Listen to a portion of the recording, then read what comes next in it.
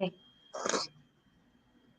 Hey everybody, welcome to Deal or No Deal here in Barry McGuire's Creative Real Estate Education. We've got Wayne Hillier as always. We're so grateful to have him. He helps us a lot. So here we are. We've got a deal or no deal. You guys, as you're following along, say hi in the comments, please. Tell us what you're seeing, what you're thinking, because this is a learning thing for you guys. Kind of for us too, isn't it?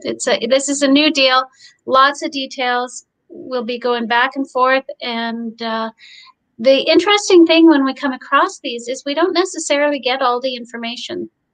Right. You know, there may be some questions that we aren't able to answer, but ask them. Okay, if you see something, make sure you ask. Hi, Brian. Hi, Jared. Oh, we got the cuties on this today. Yay! Oh, and that's Sean Empey. Oh, Sean, good. Hi, Sean. He's a cutie too. Hi, Leona. All right. How do you want to get started, Wayne? Well, why don't we explain what exactly the deal or no deal is? You know, we've done it in the past, once or twice. Oh yeah, 3 times, 4 times. Maybe. But we're getting better at it. Yes. The deal or no deal is we provide you with the details of a real life deal. I'm shaking too much. Sorry about that. A real life deal, and we talk through it. We analyze it together, and you add your input, we add our input, and then at the end of it, deal or no deal. Would you do it? Wouldn't you do it? There is one catch, though, right? You have to make a deal. You can't say no. And this forces us to go outside of our comfort zone and forces us to figure out if this deal had to be done, what would I need in order for it to work for me as an investor and for the seller. So you've used the example in the past about like if it was your mom, or which, you know, doesn't really work, but if you knew this person and they were an amazing person, you've known them for a long time and they meant a lot to you, and you knew they were in a situation they needed a win, but in turn you needed to work for you, what would you do? There's always an answer, right? They have a problem, you're providing a solution, but you need to make sure that it works for you and your family as well. So that's what this whole exercise is about. It's about opening up our minds and getting creative. So did you want me to go through? Do you want to go through? How would you like to do it? Well, why don't you bring up the first slide? Sure. The promotional one or the first slide you just sent me? Well, either way, this is good. So we're starting, what we have here is a property that has been listed. I'm guessing that it's been for a while. Where's the deal? Have a good name. It's called Deal or No Deal. So it's been listed for a while. I'm guessing owners, that's okay. They have a new property that they want to move into. So they're pressured. I don't know if I would call that motivated yet, but we have 2 different descriptions there. Right. First flag for me is you don't take on other people's pressure. As an investor, as much as you want to help, you can't take it on and put yourself into situations that are not the way that we recommend you do it. All your diligence, all the time you need, make sure it works for you first. Right. So obviously the next slide's pretty much the same, right? You know, they're very motivated, and they say they're very motivated because from our understanding of this is that they have an offer on their next home, the one that they really want, and it's subject to them selling this other house. So they're not just motivated by the fact that they really want this new house. They're also motivated by the fact that there's a timeline now where they've put conditions on it. They've got whatever it is, 2 or 3 weeks. So they would really love for this to move seamlessly, excuse me, so they can go into this new home, have this other one done. And they're open to an agreement for sale. The investor had asked, you know, would you be interested in seller financing? However, they're concerned how they are going to get their equity out. So, which, you know, leads us into, well, we'll get some more details first before we start talking about equity. So let's go back to that for a second. They have a very low mortgage right now. They only owe $50,000 on listing of two. What was on the first slide there, Wayne? Well, you have it on that slide? Okay. I wasn't quite sure. Maybe I didn't. It's a little bit later on. I mean, we Oh, can okay. So yes, if you'd like to. Here is the details of the sure.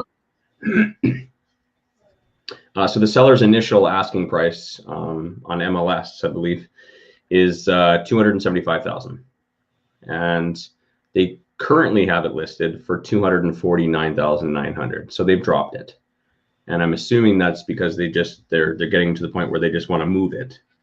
The house is appraised at $240,000. So in their mind, sorry, I'm going to add the tax assessed value is $216,000. So in their mind, for this this small town home, it's a little outside of Lethbridge. It's a small town. They believe that they can get over market value, which, you know, I don't know the market well enough. I can't say for certain, but they're quite convinced that they're going to be getting more than what the market value is. And their current mortgage, as you said, is $50,000. So they've got some equity. Even if it is worth their tax assessed value, they've got $166,000 worth of equity, right? And we'll go back to the slides in order. It is, like I said, it's a small town. It's close to Lethbridge. There's a high percentage of homeowners, so there is a consistent demand for affordable rentals. There's not a whole lot of rental properties. The demographic is lots of single income families with stay-at-home moms. Just kind of give you an idea of the area and the culture. The property details, it is a 2,200 square foot house with a basement, approximately the same size. There's a double garage. There's no power or heat to it. The fenced yard is very large. But the house is a little dated. It's in rougher shape. The roof was recently done and some of the windows have been updated, but this is a house that's going to need a little bit of work. They did a little bit of research on, you know, whether they could add a suite to the basement. And it looks like it's on a lot that allows for full-size windows, despite the ceiling height not being a full 8 feet. So it looks like the ceiling height is 6 feet. And because of that, they have the basement heat is radiator pipes, which is a little awkward. But they mentioned that it's possible they could remove the boiler system and add a furnace and ducting. 2 furnaces that would be needed if they were to add a legal suite. So again, here's the numbers. What the seller wanted to sell it for, what they currently have it listed for, what the investor determines the value, the appraisal is worth, and then there's the tax assessed value, and then there's their mortgage. So this is a situation where the seller has quite a bit of equity. And a lot of people look at situations like this for seller financing, for agreement for sale, and they think that the best motivator is always, you know, the fact that they have no equity, which we've learned recently through another deal that Barry just did recently. Was it last Monday? Last Monday? Yeah. Where equity, sometimes the seller can have lots of equity and they'd be open to something like this. You can't assume a seller's motivation, but this particular seller has expressed their concern where how am I going to get my equity out? Because they want their money. They don't want it tied up in it. Okay, one thing I want to comment on is that the basement is 8 feet. Oh, it is? It is 8 feet. It's just the radiator pipes come lower in areas. Okay. So there's the dips. I read that completely wrong, and I'm not going to explain how I thought it was because that's embarrassing. Okay, gotcha. Okay, that makes more sense. Okay. We got a few other people checking in here. Wendy Stone Lingenfelter says hello, and Mystery person from Sylvan Lake. I love mystery people from Sylvan Lake. Mystery people from Sylvan Lake. I wonder if we know them. We probably do. And then Jared says, so the sellers for this property, they're quite confident, as I said, that they're going to get an offer for above list. Now, we don't know if that's just the seller just being confident and stubborn, or whether that might be the case. But we do know that they are under pressure and that they have a time limit. They are open to the agreement for sale concept, and they'd be willing to refinance to 80%. So what that means is that the investor has proposed that, hey, I know you want your equity out. How about you go and get an appraisal on this property for the actual value, and then refinance it and get 80% of that out. So if you do say that your house is worth 240, let's say your house is appraised at 240,000, that would mean you would get a mortgage for, I should be able to do that math, 192,000, right? And if you have an underlying mortgage of 50, your first mortgage, then you would pay that $50,000 off, and you would have $142,000 of your money. And then maybe you can wait for the rest later. So that's appealing. Go back to that other slide. So that is one possible solution for their problem of, what about my equity? How do I get that out?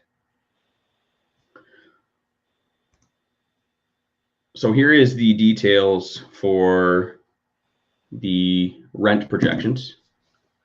I feel like I might have skipped a slide, but in the event that the investor does take this on and they add a legal secondary suite, the total rent would be $2,550, and they're assuming their expenses would be $1,916. And I believe, Donna, correct me if I'm wrong, is that based off the numbers of them refinancing it? Yes. What the new mortgage payment would be? Yes. I believe that the only way this really would work as an AFS deal for our student is if they have the sellers do the refinance for them. Right. So these numbers are assuming that that's how it went. And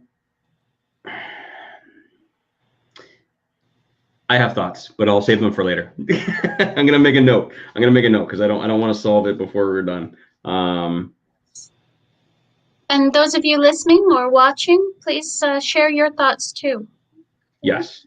So this is an open discussion. Obviously, there's a few comments in here. I haven't quite looked at them yet. But yeah, ask questions and add your input, because we want to solve this together as a group. The investor may or may not be listening, and this is ultimately, it's great practice. It's great practice to go through actual real life numbers, actual real life motivation and properties and details. So take advantage of this. So get in here and add your 2 cents. So if they added the legal secondary suite and those were the figures, the cash flow would be approximately $634 a month, which is pretty good. Well, okay, so I'm going to be the Debbie Downer here and say that to do either of these potentials, there's a cost to it. This is a property that needs work. Mm-hmm. And it isn't a legal suite yet. I'm pulling up this slide because the next slide was the first idea, and that was adding a legal suite. And they have a verbal quote from a contractor saying just the basement would be over $75,000. And she thought it was going to be $20,000 minimum for cleanup. So we're at $100,000 to get it into Plan A.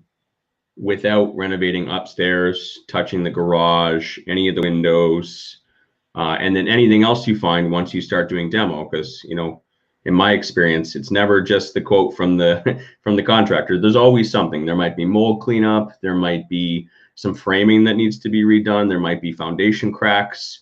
There could be other issues in the attic. So they're going to get a lot of that information, or some of it, through the property inspection. But sometimes you really don't know until you start taking down walls, because a home inspector is not going to take down walls for you.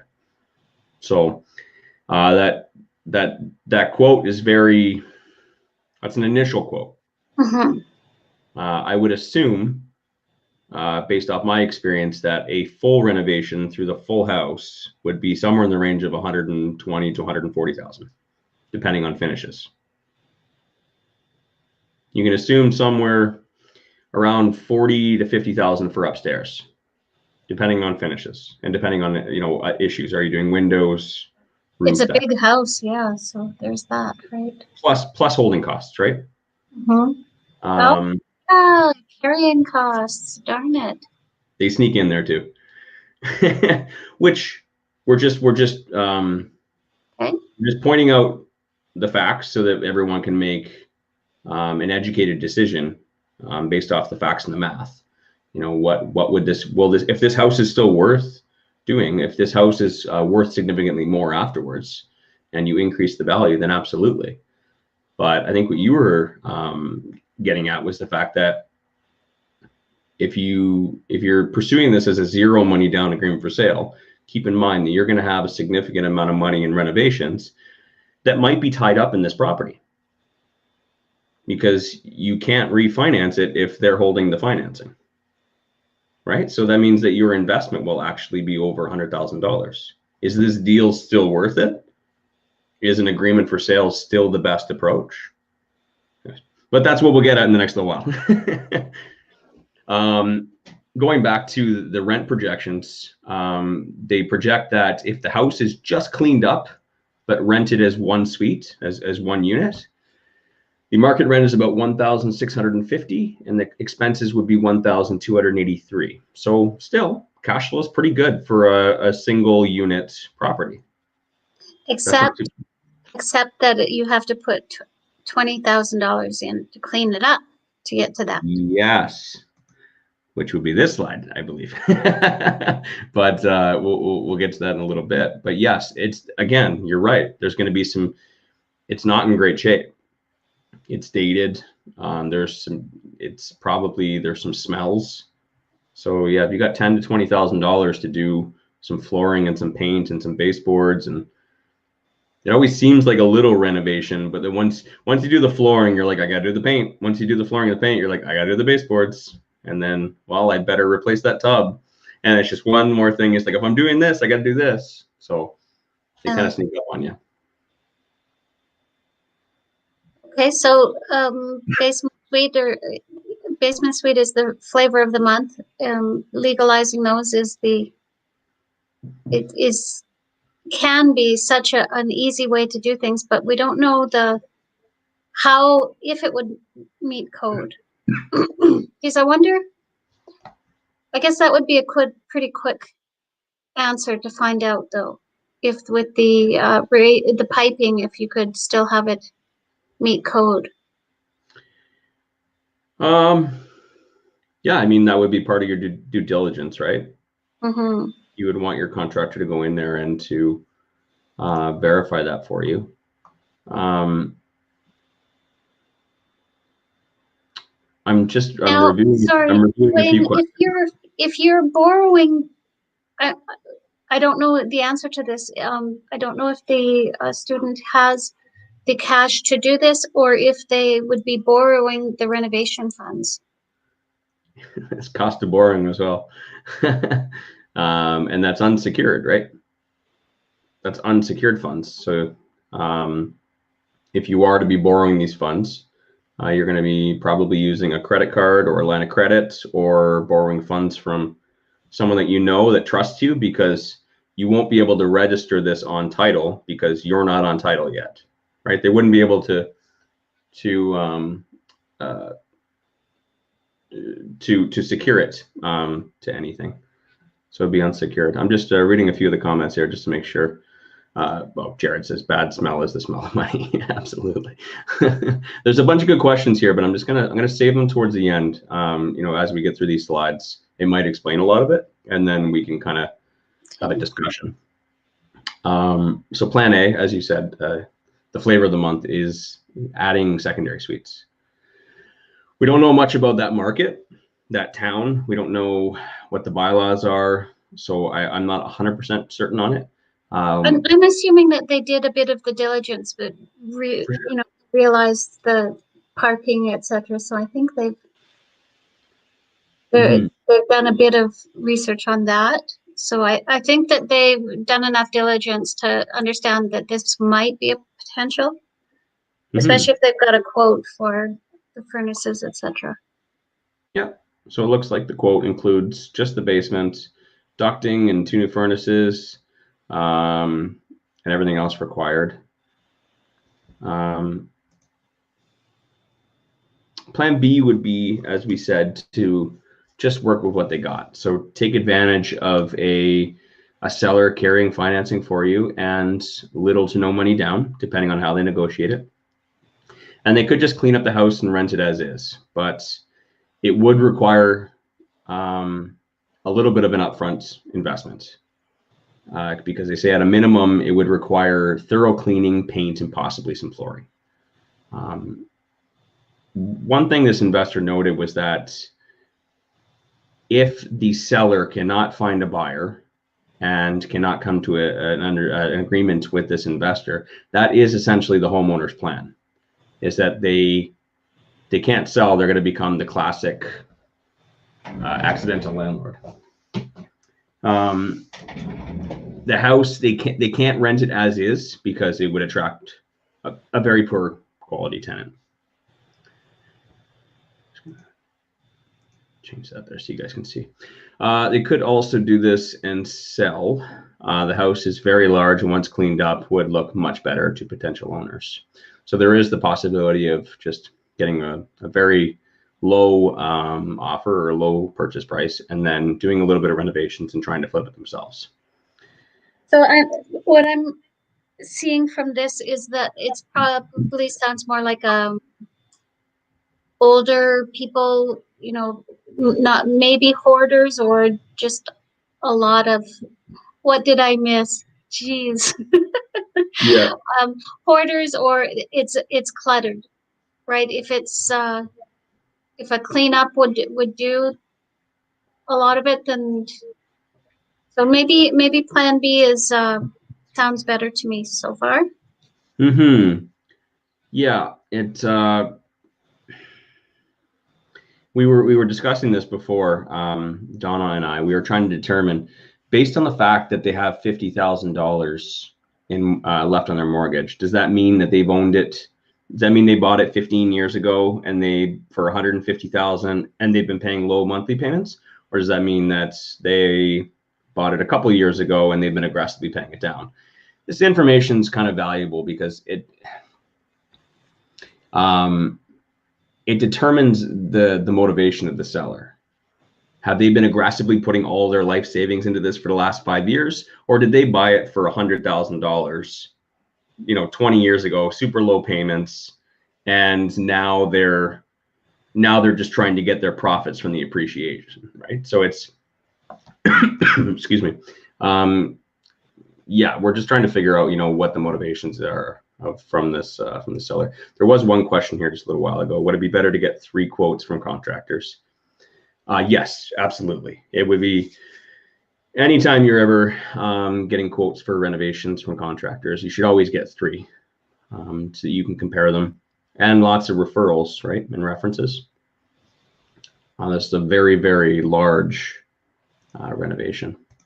Okay, I'm going to fill in some blanks for you here, Wayne. Sure. They bought the property 18 years ago. It's it isn't older people, it's 5 kids. So that's the clutter and the well, they have 5 kids. Okay. Yes. Warren. So coming from a family of 7 kids, I know what we can do to a house. So yeah. I can relate to that as well. Okay, so it's just been beat up by lots of kids, but and they've owned it for 18 years. Yes. Okay, so with that being said, a lot of this profit is not necessarily them making, like, the house is probably appreciated significantly since they bought it, right? And they're just trying to get the most out of it. Plan C is a fix and flip. So do any and all renovations. Due to the size of the house being 2,200 square feet, they could easily spend over 100,000, which sounds about right. If you're renovating it to sell, to flip, you're going to want to make sure that you do a really good job, as opposed to a lipstick and rouge. They have no experience with flipping, so this investor would not want to tackle this without having proper quotes in place. That's smart.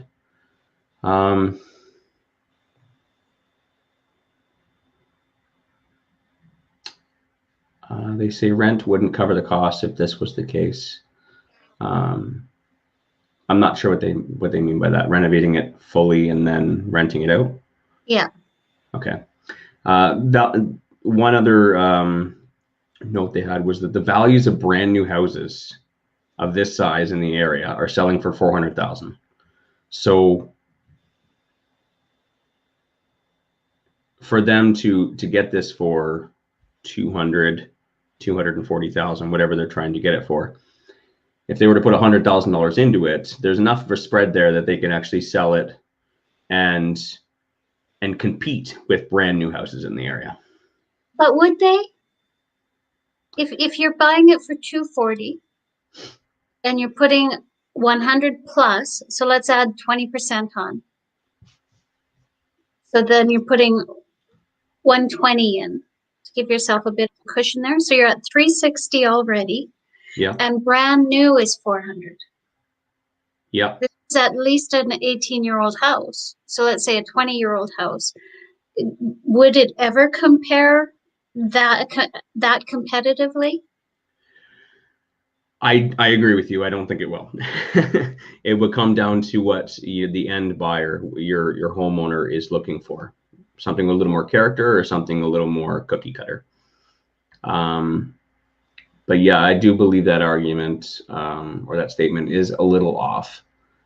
Unless, of course, you're going to be getting it for significantly lower than 240,000.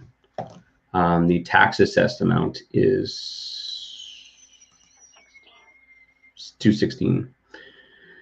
I think in scenario C, I would almost recommend that the investor doesn't use an agreement for sale, because when you're trying to get the seller to give you seller financing, typically they're going to want something in return, right? Or they just need to be so desperate that they have no other option.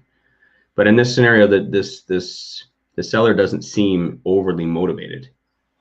It just seems like it could work.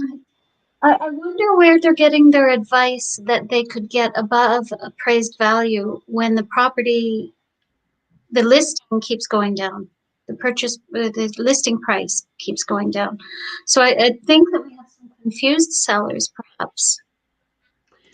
Yeah, and I hear that kind of stuff all the time too when I'm talking to sellers. They just, oh, I know what you think about that house and all those houses in the neighborhood, but not my house. My house is going to sell for $20,000 more. And this homeowner has owned it for 18 years, so they don't have any experience in the real estate market. The most that they know is what they heard, through their friends and what they look at on MLS for listing prices, but they don't ever see sale prices. They're not investors, so they don't know what we know. And it's a bit of a struggle being an investor and explaining this, a savvy investor, and explaining this to homeowners, because you're trying to trump their belief system. They believe that it is, and you come in and say no, well, they're going to be offended by that. So you got to be very good at explaining things to people and changing their belief system without offending them. So otherwise, you just go in there, say, nope, I know what it's worth. Look at this paperwork. It doesn't go over well. it's a struggle. Those of you who have done our agreements for sale focus workshop, this is a reminder to check out our Andrea's kitchen table talk video. Yeah. That's pretty much bang on for this kind of thing, to walk it back, right? Is that what you say? You walk it back, the price? Mm-hmm. Yeah, Andrea's phenomenal at it. Mm-hmm. She's amazing at it. Okay, so that, I mean, that is the last slide. I mean, there's three options that the investor came up with, and that's adding a secondary suite, which adding the suite and a full renovation, we can assume it's going to be in a small town. That's one other thing to note before I go any further, is that this is a small town, so that means that there's a good you may have a good contractor who does this stuff regularly, but typically big cities tend to have a lot more options, a lot more competitive on pricing. I would assume it would be a lot cheaper in the city than it would be in a small town trying to find someone. Mm-hmm. So through my research into some of the smaller towns and villages in the area, things like furnaces, things like hot water tanks, they all cost more once you go outside of the big city. So it's something to consider. But we would assume that with a legal suite, we're looking at full house 120, 140,000. Plan B would be to just clean it up, do a little bit of paint, make it rentable, and that's probably 10 to 20,000. Less if you do it yourself.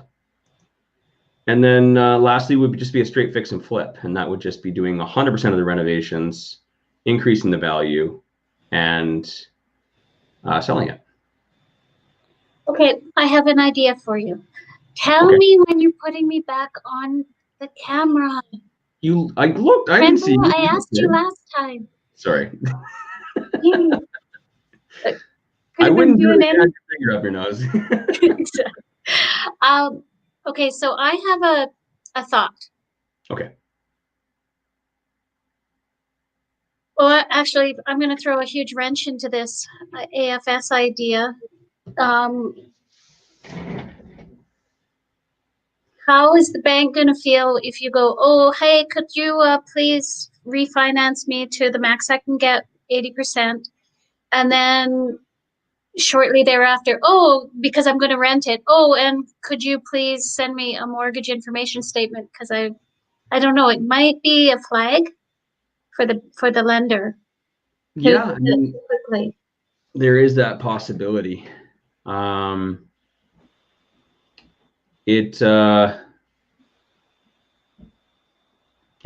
I mean, I don't know how we would play that one out, but it is definitely something to consider. Otherwise, unless right after the refinance, you get the paperwork at the refinance, right? So you know what the current mortgage is and what the interest rates are. So that might be sufficient to pass off to your lawyer, right? Would you not get a new statement when you refinance? Sure. I'm just uncomfortable with it because when you're signing the refinancing papers, you're saying that there is no beneficial third party. And I guess that maybe you can work around that. But I just had a thought. The student does have some cash, so is able to do the renos. Mm-hmm. So what if they use that money to buy the property just buy it if they can get it for the price, like the 216 tax assessed or lower, and gets a VTB. Yeah. If they're getting more money than they need, the VTB, then they have the ability to refinance once they do some of the renos, which might be just getting the kids' stuff out of the house. Yeah. Doing the cleanup. For sure. And we know that obviously a vendor take back mortgage is much better if your plan is to refinance. Having your name on title is much easier than trying to refinance without having your name on title. So that would mean if you do have some money up front, that would mean that would be your deposit or down payment. You can either go to a traditional lender or to a private lender. pay a little higher interest rate, so long as the investor has 20%, right? 20% of the purchase price. And like you said, do the renovations. Oh, sorry, no. And then the seller could give you a vendor take back mortgage. Oh, hang on. How are you wanting to structure it? Because so the investor would have to get a $50,000 mortgage minimum in order, or to give them a large percentage of that 50,000. Okay, so if we're, let's just use 200,000. Sorry, just to make. Okay, so $200,000. I'm going to buy it from you for $200,000. Right. So you only owe 50. So you're going to have $150,000 cash out of this property. Yeah. Right. You only need 60 for your down payment for your new property. Right. So maybe I could get a $50,000 VTB from you. Use that to do the cleanup. If we're not doing the basement suite, then that should be enough money, and then we can refinance. So it's pay it out. You have to do like a 6 month to 1 year VTB, just enough time for you to complete those renovations or that cleanup, so that you can refinance and get the full amount. Yeah, absolutely.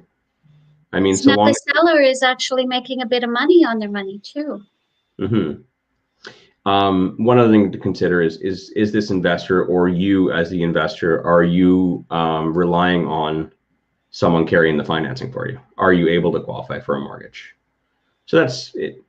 It's not just the seller's motivation, but it's also the investor's motivation. And this is why we try and create win-wins, because each investor is going to have their own situation as well, and what benefits they need in order for this to work. Tons and tons and tons of statements and questions. Do you want me to start going through? Sure. Okay. And as you guys are watching and we're going through this, share your thoughts. Yeah.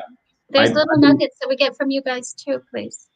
I've been watching them, and if they apply, I'll bring them up. But otherwise, I'm going to save most of them for the end, so we can kind of so we don't kill the flow. But Jared had asked, would they be able to refinance without hurting their mortgage, without hurting their qualifying ability for their next mortgage? The short answer is yes. Yes. They would be able to. That's when you work with a broker like Sean Impey or Keith Udy or Dan Heon that understand creative, and they can present an agreement for sale as just another way of doing it and managing the property. So yes. Or the broker, when you're applying for your new mortgage and they see that you have an existing mortgage, they're going to run a market rent analysis to determine what the market rent would be for that property.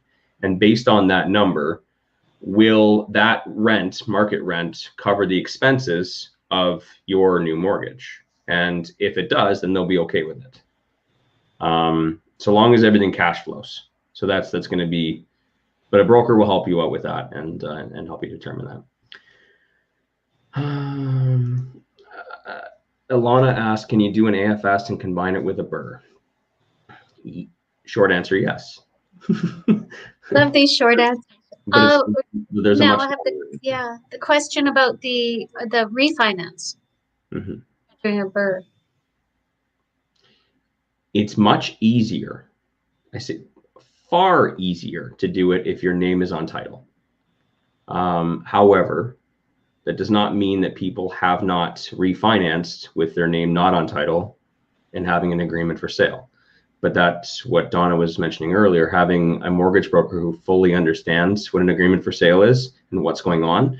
They're the ones that are going to explain it properly to an underwriter, as opposed to Sue, who's 22 years old at the local RBC branch.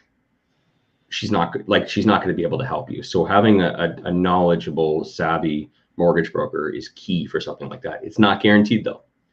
So if your whole plan is based on that, you better have a backup plan. So it's difficult. Is there an issue with doing an AFS and refinancing? because the money has to go through the seller, the AFS seller. Sorry, because can you they're repeat? holding the mortgage. I just missed it. Sorry, I was reading. Okay, so if you do have an AFS in place and you're doing the BR and you're doing the refinancing, it's the AFS seller that has the money come through their existing mortgage, the refinance. So it adds a layer of complication, yes? Oh, you're implying that the seller would do a refinance as opposed to you refinancing. Well, yes. Refinancing this into my name, right? So yeah, you're right. If you're doing it where you have an agreement for sale with your seller, you decide to go do renovations, and then you call up your seller and say, hey, go refinance this for the new value. And then when you get that new check, pay off your old mortgage and give me the difference. It's complicated. I've done it. Life is complicated. Let's try and keep things clean. Yes, I've done it, but I had a terrific relationship with the seller. I knew them, mutual friends. With a stranger, try and just keep it clean. The more complicated it gets, the more risk, right? And you just want to keep it win-win. And it's not a local stranger either. It's right. Okay. Right. You don't want to get into this to go to court. You'll win, but you don't want to get into this to go to court. Right. Another question, it said, so refinance after you renovate and rent it out. So the buyer can pay the seller based on the refinance. I don't quite understand it, but did we probably explain it just a second ago well enough? Yes. I think we explained it good. And the seller can't sell via realtor. And the seller can't sell via realtor, question mark. What's their motivation to go via AFS or other creative strategy route? The seller's motivation for entertaining the agreement for sale or a seller financing strategy route is, I think it's based off the timeline. It's based off the fact that they have an offer agreed upon on their new home that they want, and it's subject to them selling this house. And this seller has owned this for 18 years. So I'm trying to paint a picture of the seller. The seller is probably their first house or second house they've ever bought. They don't buy houses as often as we do. They don't know the process. So in their mind, they're like, how can I afford 2 mortgages? I can't do this. They probably haven't talked to a broker yet. They haven't, so they don't know whether they would be able to get a second mortgage. Us as savvy investors, we know it's okay. We're going to get a market rent analysis. It's going to cover it. It's going to cash flow. It's all good. They don't know that. I have a wrinkle to add. The seller hates realtors. It wasn't listed. They've been trying to sell on their own. So this person's greedy. I hate realtors. I'm not paying them, and I want $20,000 over market value because my house is worth it. Sorry, I'm just small town. Is that what that was? That was rude. But I'm stubborn, small town person. I hate realtors. I ain't paying them, and my house is worth this. I want over market value, and it will sell for this. Classic FSBO, right? Yeah, classic FSBO. Yeah. Okay. Why? Well, there's 2 reasons why someone would sell it by themselves as opposed to a realtor. One, they hate realtors and they don't think that a realtor is worth the money. Or 2, they don't have enough equity to pay for a realtor. So it's probably very likely the first one. Otherwise, exactly, they have so much equity. Why wouldn't you use a realtor when you know they could sell it faster, when it's on the MLS? So, the next question or statement was, in my experience, there are more costs involved besides the 100K for the renovation. Yes. I would say in the same boat, 120 to 140,000, including holding costs. And if there are delays, those can really add up. Yeah, absolutely. The very least, you want to budget for it. The bank will only give you a mortgage on what you agree to pay in the agreement. Ask me how I know. Are they referring to the end at the exit? I think that's two different concepts. Right now, we're just talking about refinancing. So for that was a while ago that one came. Okay, yeah, it came through a while ago. I apologize.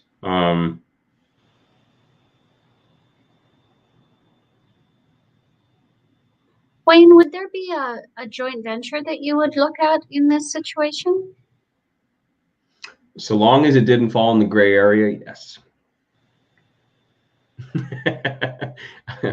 Almost short answer. Short answer, yes. Long answer, make sure that you are following the rules, the securities rules. Make sure you have an established relationship with this person. Otherwise, they need to be a sophisticated real estate investor and understand investing, right? But yes, I have done that before, where we could not come to an agreement. We had built an amazing relationship, mutual friends, and we decided that it was best to do a joint venture instead, where we came in as the experts. And this is a great example, actually.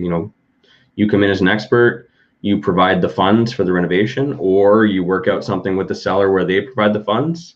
You oversee the renovation, the seller refinances it. Now you have a cash flowing property, you get all your investment out, and you manage it. Totally possible.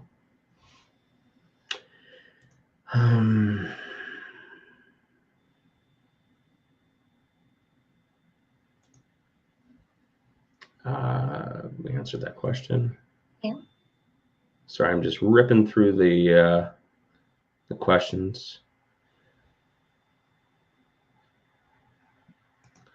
Jared had mentioned the town has a high percentage of owner-occupied houses, so not many rentals available. Yeah, it's actually it's interesting the way that that's set up, because obviously it creates demand for rentals. Mm-hmm. So though it is a smaller town, may not be as many people living there, but also the demand is higher. So and in a situation like that, smaller town, not many houses, everybody is single income, and the mom stays at home, those are renters that are going to be around for a very long time. So long-term tenants. Mystery Facebook user says fix and flip. How many people think fix and flip?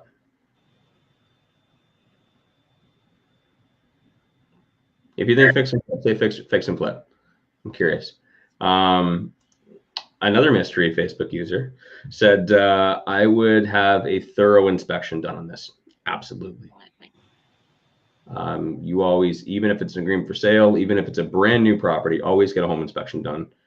You don't know what you don't know. Jared had another statement, and that was just be their realtor and wholesale it to an investor that has the cash to pay them their equity. Change one word there. Take out realtor. There's a way it can be done. Yes, wholesale. So get this thing under contract. Say that I am going to get it under contract for what they want. Maybe you not 270, but maybe you get it under contract for 240, and you can sell it to someone else and make a wholesale fee. It's possible too. It might be a hard one to do, though. Okay. Based on the seller being crazy, yeah. Not my first choice, for sure. I mean, other times, Jared, hold on to that, because we do actually come across a number of those kinds of potential deals. So hold on to that. Another deal or no deal. You did copy it, just copy it. You can paste it into the next one we do. So yeah, there's obviously lots to consider now. We've gone through it thoroughly. We've added a little bit of our what we believe. So A, B, or C. Fix and flip. Do you add a legal basement suite, or do you do a quick lipstick cleanup and rent it? What do you think? Is there anyone else that has any additional thoughts on maybe something alternative they would do, like a wholesale? I think I'm still leaning towards just to get it and do a basic cleanup and see where you're at first. I also like the idea of exploring VTB, although the student doesn't want to use up their qualification room. Mm-hmm. So that AFS would still work. Now, sometimes when you're doing an AFS, paying a little more is worth it to get the property, the equity, and all of that. I just don't know if this house fits that model. Mm-hmm. You're going for price or terms. And Yep. What are the terms that makes this work? Yeah. Agreement for sale is a tool. Not every tool works for every problem. So people get very romantic about agreement for sales. I want an agreement for sale. I want an agreement for sale. And then it doesn't matter. I just want one, but it needs to work. It needs to make sense. Sometimes you don't really need an agreement for sale. Maybe you just need to go get a private lender, an RSP mortgage or something like that, do your renovations and sell it, or keep it for yourself.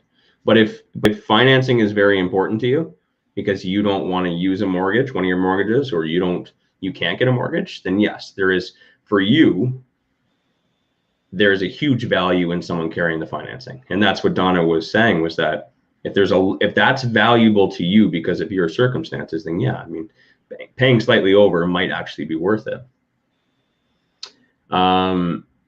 Jared said, wouldn't fix and flip be risky in this current market?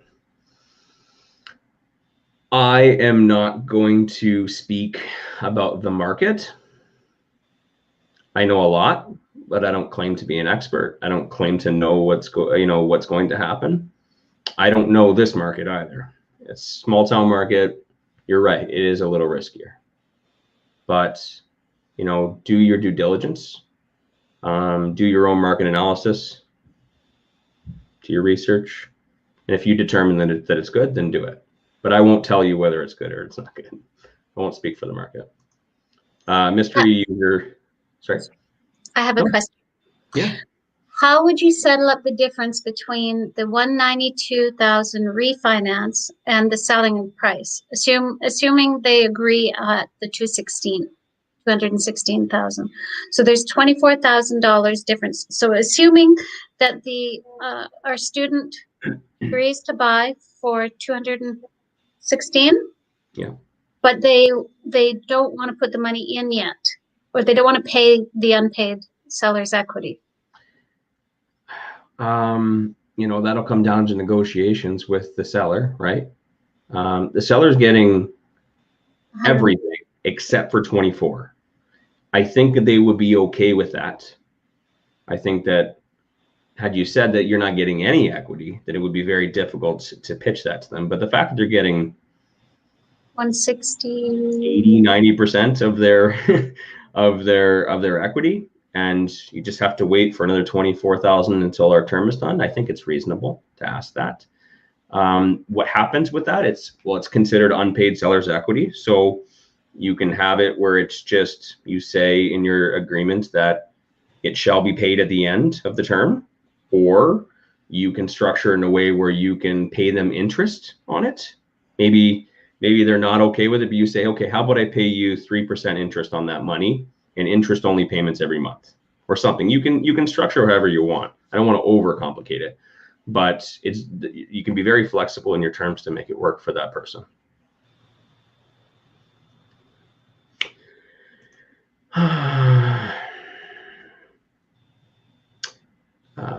If there are new houses being built, then there is a market for home buyers. That's why I said fix and flip. That is some good thinking, actually. If there's developers building there, then yeah, there is a market. That's listen to our smart people here. Yeah. Smart. I did not catch that. Yeah, and I mystery user is Trudy Waldinger.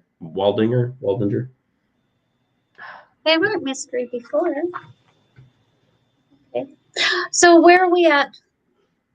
I say AFS potentially. I wouldn't I wouldn't go whole hog and do the basement suite at this point. I feel like that's just too many eggs in one basket for a newer investor, for doing it long distance, all of that stuff. I agree with you on that one. If it were in a stronger market, Edmonton, Calgary, Red Deer, Lethbridge, where you knew what the market values were for that after the fact, because keep in mind, when you go to refinance, if you want to do a BRRRR, you better be very clear on what the after repair value is going to be. And that's based off of sold comparables in that area within the last 6 months. And if there's no sold comparables for something similar to that, when they go to get the appraisal done, they have nothing to draw from. So you have no idea what an appraiser is going to value that at. And that value that they give the bank will determine how much the bank gives you, if they're going to give you 80% of that. So you might have a lot of money. Actually, if it comes in lower, you're only getting 80% of that amount that they determine it's worth. So you might have actually a lot of money tied up in that.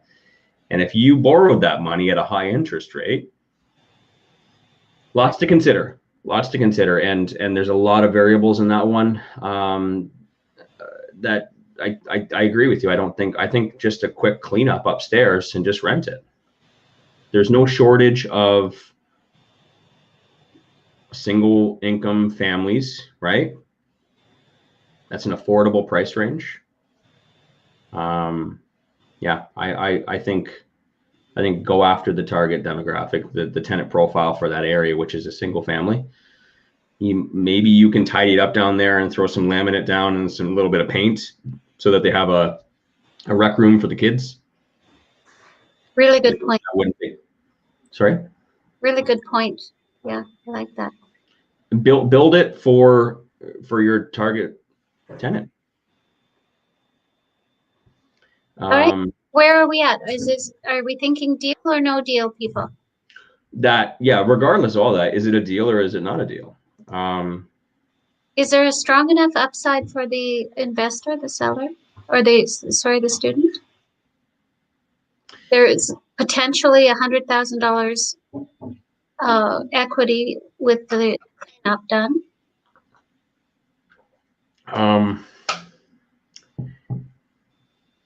Depends on the terms they get, right? Well, I mean, if you can get the seller to refinance the property and get 80 to 90% of their equity out, and after that, your mortgage payments based on that new mortgage and the expenses you have, it cash flows $350 a month, and you can get into it for zero money down. I don't have a mortgage calculator to determine what the mortgage pay down would be, but let's say on a 5-year term, you're looking at $30,000, $40,000 worth of mortgage pay down plus $350 a month in cash flow. And your investment would be whatever it costs for you to clean that thing up. So $20,000 of investment, you make $40,000 to $50,000. How's that for an ROI? And you don't have to carry a mortgage. I think it totally works if you feel confident in that market, that it's a strong enough market that it won't go down. Okay. And then the dessert is if things go up. Depreciation is always considered, but in this market, don't bank on it. Okay, so I vote AFS with the refinance if we can make that work and the lender's comfortable. Refinancing for 80%. Ooh. And the next level of diligence. See what we can find out. Yeah. I definitely think there's something there. I think it can be made into a deal. I think a little more effort and work needs to be put into what the seller actually needs and what they actually want to make sure that it's a win for not necessarily just you, but the seller as well. Mystery user says, why not set it up with an RTO with some minor renos? For sure. for sure. If that market is if you can find a tenant buyer in that market, absolutely. And with a small down payment, that could actually cover some of that investment that you have to put in. Jared, I'll rip through these fast. Jared had asked, what's the driving economy in this town? Is that known?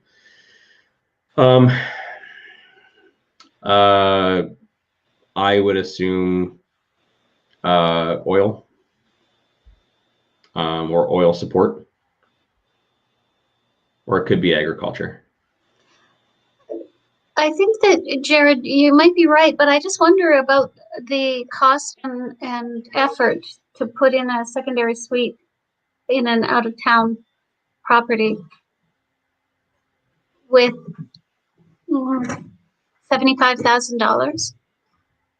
Takes a while to recognize the return on that. And if that's your approach, if that's your tenant, that's your target tenant, then perhaps rooms would be more appropriate. A room rental kind of situation where, if there's workers coming into the area, I would be contacting the companies in the area who are hiring these, who are sourcing these employees or contractors, and contacting them and saying, I have 4, 5, 6 rooms in this house, and they can rent out rooms instead. Again, as I said earlier, focus on who your target tenant is going to be. If that's what your target is, and you can find there's a demand for that, then absolutely, I would actually renovate the house specifically for that. Maybe with a kitchenette, maybe with 2 more bedrooms in the basement. But you're not even in the same town. What's that? You're not in the same town. Yeah. Oh, let's remember, people, keep it simple. We've just taken this simple, easy refinance AFS and turned it into what, 6 rooms in the basement? Goodness sakes. Bring it down. And if you know it well, yes. But if you're in Calgary like Jared is, no, definitely don't do it. It'll be a nightmare. But if this investor or you, investor looking at a deal like this, you are local, then absolutely. I think that I just had someone on my podcast recently, Bo Bico, that was talking about how he did rooming rentals, and I always thought room rentals, no way, rooming houses, but he did really well with it. So. Oh, you have a podcast, Wayne? Yeah. Was that a plug? I did not mean to. No, of course you do.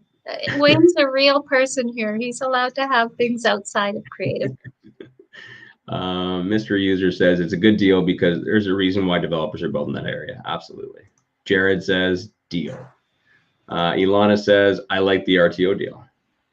And yeah, if anyone else, if you're watching, just catching this now and catching up, or if you're watching it later, post below in the comments your thoughts. What would you do? How would you structure it? Did we miss anything? We definitely could have missed something. I like the comment on the developers and the fact that if developers are there, then it means there is a demand. So if big developers are putting money into this area, there is promise. And maybe the seller's right. Maybe it is worth $20,000 over market value. I don't know. So what do we know? I don't claim to be a national expert on real estate.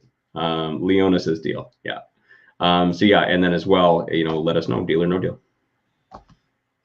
Okay, listen, you guys, maybe we'll have this person on as an investor spotlight at some point in the future. If they choose to do this deal, and of course. Listen, if you're enjoying these, please share this group with your own Facebook friends and groups. We only grow this organically. We really want people that are interested in creative stuff, strategies. So please share it. Say nice things about us. That all? That's all I've got. I'm going to go make Barry some lunch now. So. Okay. Thanks, everyone. Thanks, guys.